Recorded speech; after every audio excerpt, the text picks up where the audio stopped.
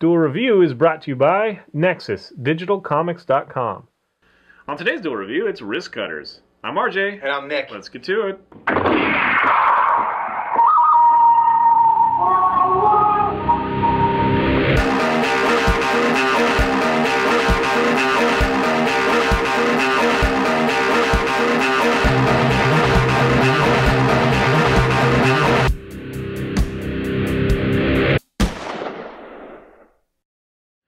Hey everybody, today is the 12th of October, and we're taking a look at the movie Wristcutters. Technically, the full title is Wristcutters, A Love Story. Yeah.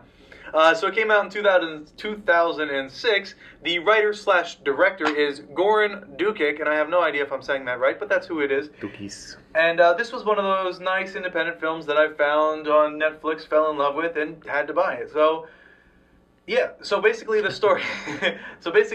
Is you have a guy named Zaya. What the hell's his name? Zaya. No, it's with a D. No, it's Zaya. It's with a Z. And it's played by Patrick Fugit. And basically what he does is, after, the love of his life leaves him, he decides to kill himself by slitting his wrist. Hence the title. But it also, the beginning of the thing is him cleaning up his room. And you hear a lot about that. Like, people who are going to commit suicide, they clean so that when their body's found or whatever. So it's weird because it shows that they care. Yeah. But anyway, it's just kind of this weird phenomenon. And I knew what to expect. I pretty much thought that was going to happen, but it was still compelling to me. It was interesting. Yeah, that's one of the scenes that really got to me is when he started cleaning up, and it's like, oh, you're going to do it now. It's like opening scene. Okay. Yeah. So basically what happens is after he dies, he is sent to this purgatory / hell, where everything... Limbo, yeah. Huh? It's limbo. Yeah, it's limbo. So everything is exactly the same, only slightly worse. Crappier. And no one can smile. There's no smiling in this realm. Although they sure do come close. Yes, they do often. I was watching. Continuity girl, good job though. They didn't very good. Smile, just kind of smirk maybe a little. Yeah, and sometimes it's like as they talk, they look like they're smiling. Right. So you have to kind of take that into consideration. But there's no smiling. So then you have the secondary character named Shay Wingham, and I know I've seen him in a lot of places. Oh no, but not her. Oh no, not her. So he plays Eugene, and he's like this Romanian best friend. He's not really the second. He's like the supporting actor. Dude, I think he's the second. I don't know.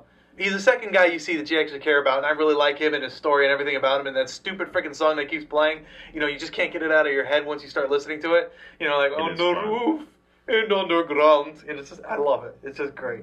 So that little bit is funny. And then you have Shannon what the hell's her name? Shannon Sossamon. I keep saying it wrong.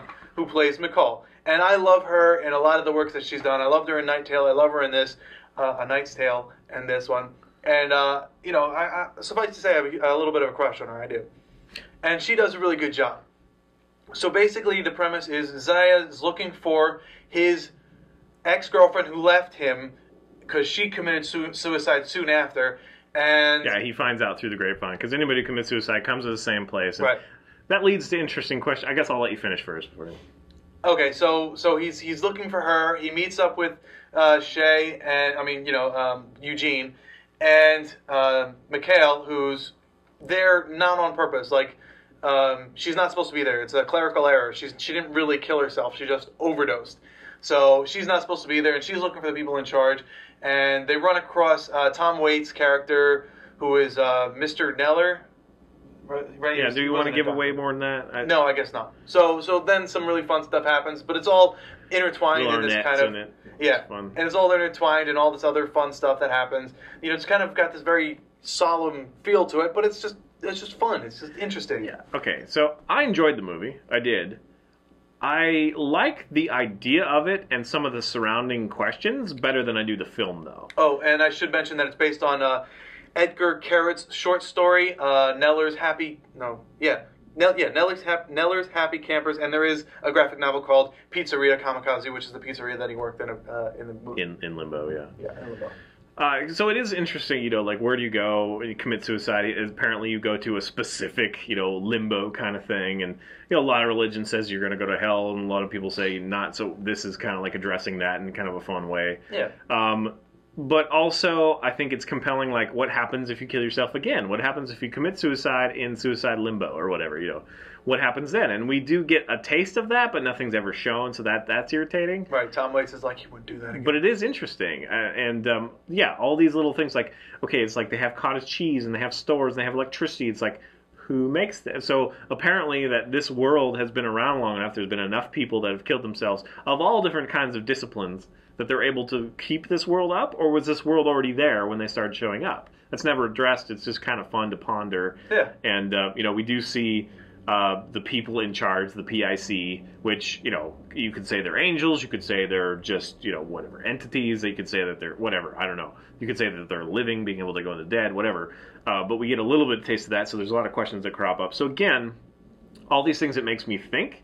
It's like, I wonder what, but when I think about it will never be answered, it kind of makes me sad. Well, I think bringing up the question is fun enough. Yeah, but I do enjoy it. The acting is well done. Right. Tom Waits, he's okay. I like Tom Waits. I know you always like him, but he's not really an actor. I mean, he is, but he's not. I don't know. Yeah, he's more of a musician. But yeah.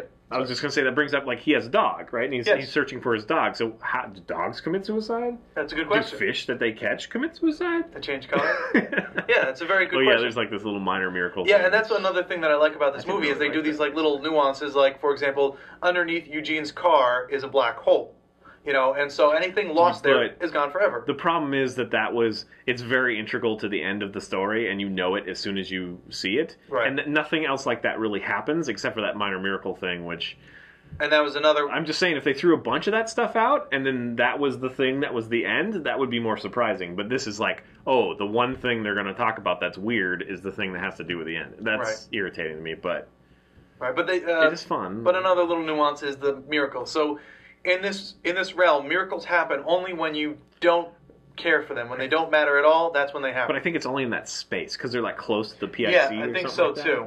Yeah. Again, it's not really fleshed out, but yeah, I mean, it is a fun, quirky movie, and I'm not sure the miracles are really miracles. Yeah, well, they're called miracles in the film. Like a floating match. A floating match, and yeah. a fish that changes color, or being able to change color of thing. That's not really it's the girl, she's holding the fish and it changes color. Why do they call it a miracle? I don't know, it's different. It's something Yeah. I mean, I am a fan of the cult kind of indie thing where they just throw out weird stuff and it's there. Yeah. It's not necessarily, because a lot of movies, I mean, that's why I was disappointed with the black hole thing, because most movies are like, they foreshadow, but they do it so heavily that if it's noticeable in the film, then it'll have something to do with the end.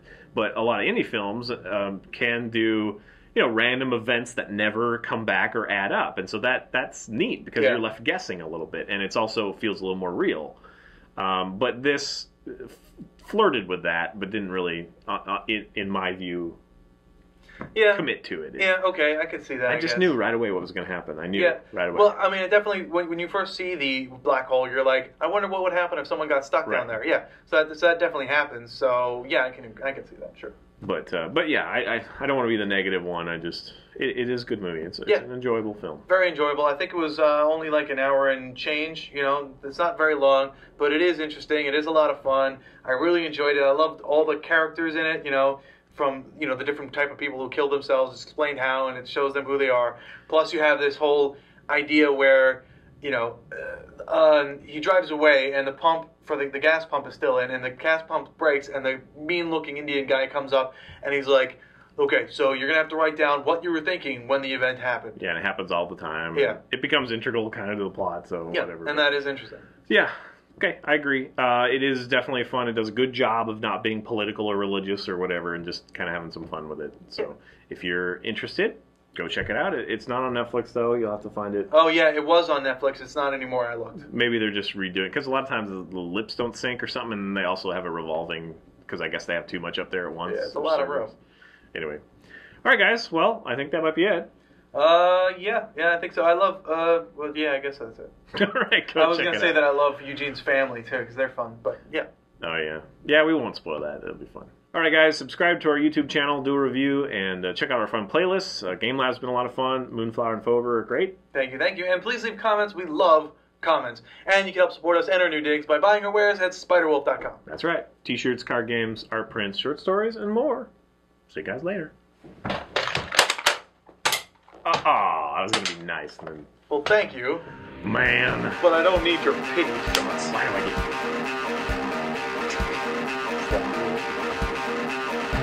There Next week on Duel Review, it's Dr. Horrible, the comic. Bet you're sorry you're wearing that rust-colored shirt now. No, because I look good. I look damn good. You look a little shiny. I know. I was thinking about not wearing. A lot of your shirts are a little shiny. Are they? Yeah, I don't know. It might play hell with the green screen. We'll find out. It's pretty dark, so it's Refracting. sure to be fine. So the writer and director was Goran Dukic, and the C has a little thingy here. Dookie. What does that mean? The C with the thingy. I've been meaning to ask. A thingy? Like a schwa thing? I don't know. Is it Dukis? I don't know. Don't know. I'm gonna say Dukic. On today's Duel Review, it's Wristcutters. On today's Duel Review, it's Wristcutters. Oh, I'm RJ. I'm Nick. Let's get to it. Call help if you ever need to. Yeah. Let's do one normal kiss. Yeah, please. On today's Duel Review, it's Wristcutters. I'm RJ. And I'm Nick. Let's get to it. Sorry. Sorry, world. I cannot take it no more. Okay, guys, bye-bye. Have a nice day. Wow. Oh, I'm all out of tea. All out of tea. No more tea. Tea is gone. Bye-bye. Well, try some U. Try some U. It's the next letter. I get it. Try some U. Took you a while. I get it. I was like, what do you mean try some me? That makes no sense. What the hell are you talking about?